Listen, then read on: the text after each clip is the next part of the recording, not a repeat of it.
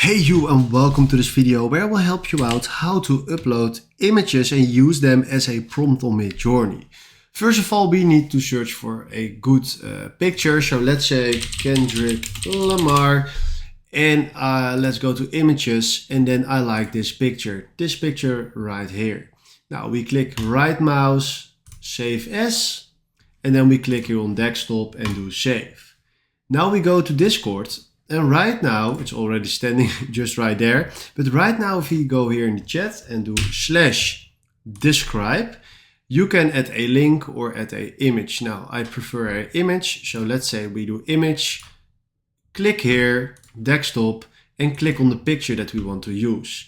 Now, click one more time right here and then do enter.